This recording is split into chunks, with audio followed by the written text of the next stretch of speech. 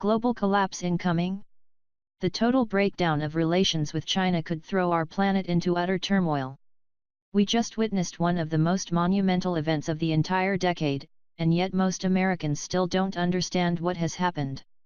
In recent months, the global economy and stock markets around the world have been buoyed by the hope that the US and China would soon sign a new trade agreement. Unfortunately, there is no way that is going to happen now. On Tuesday, the Senate unanimously passed the Hong Kong Human Rights and Democracy Act of 2019, and the House of Representatives passed the same bill by a 417-1 vote on Wednesday. Needless to say, the Chinese are beyond angry that Congress has done this. In part 1 of this article, I showed that China is warning the US to rein in the horse at the edge of the precipice and that there will be revenge if this bill is allowed to become law.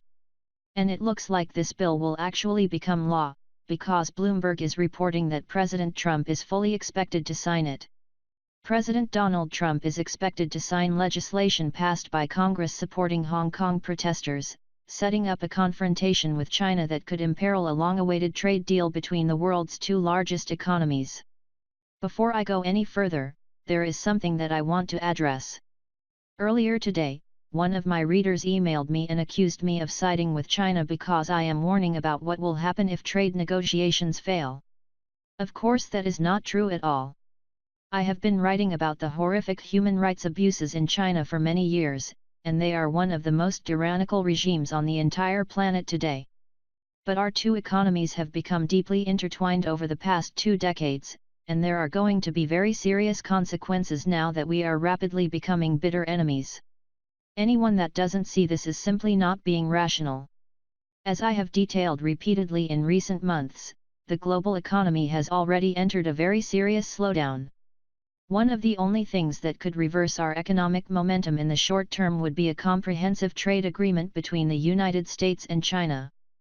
But now that our relationship with China has been destroyed, there isn't going to be a deal. Some mainstream news sources are reporting that all of this rancor about Hong Kong could delay a trade deal, but that is just more wishful thinking. Over in China, they are being much more realistic. In fact, the editor of the Global Times, Hu Zijin, just said that the Chinese are prepared for the worst-case scenario. Few Chinese believe that China and the US can reach a deal soon. Given current poor China policy of the US, people tend to believe the significance of a trade deal, if reached, will be limited. China wants a deal but is prepared for the worst-case scenario, a prolonged trade war. And he followed that up with another tweet that openly taunted US farmers. So a friendly reminder to American farmers, don't rush to buy more land or get bigger tractors. Wait until a China-US trade deal is truly signed and still valid 6 months after. It's safer by then. As the two largest economies on the entire planet decouple from one another, it is going to cause global economic activity as a whole to dramatically slow down. Corporate revenues will fall, credit markets will start to tighten, and fear will increasingly creep into global financial markets. I have repeatedly warned that conditions are ideal for our first major crisis since 2008, and this conflict with China could be more than enough to push us over the edge. And already we are getting more bad economic news day after day. For example, we just learned that US rail traffic this month is way down compared to last year.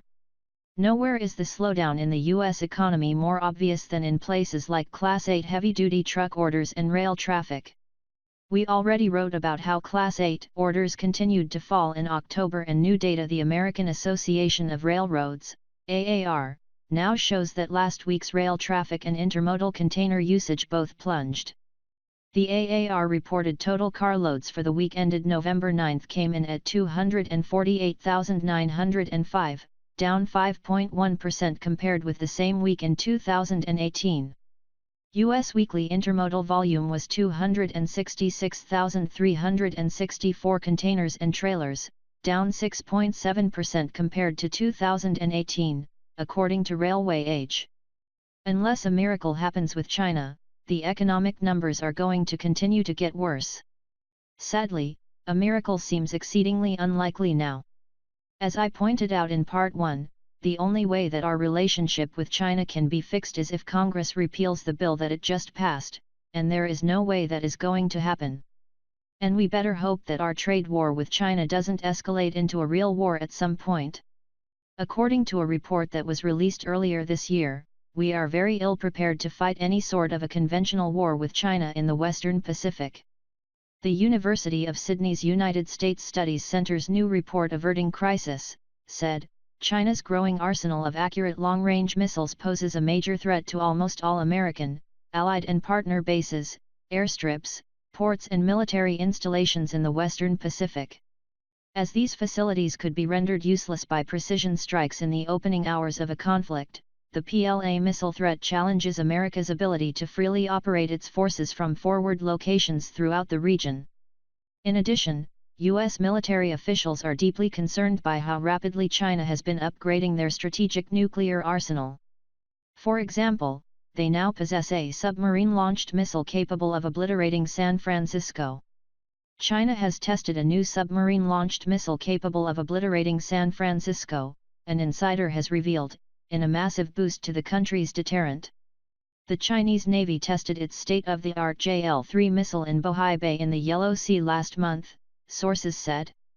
The nuclear-capable missile has a 5,600-mile range, significantly longer than its predecessor the JL-2, which could strike targets 4,350 miles away. We certainly aren't at that point yet, but without a doubt the Chinese now consider us to be their primary global enemy.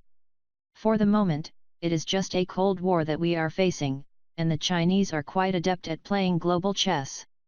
They have lots of ways that they can hurt us, and most Americans don't realize this. But in the end nobody is going to win this conflict, and the entire planet is going to suffer. Collectively, the economies of the United States and China account for approximately 40% of the GDP of the entire world. As we cause chaos for one another, everyone else is going to experience tremendous pain as well.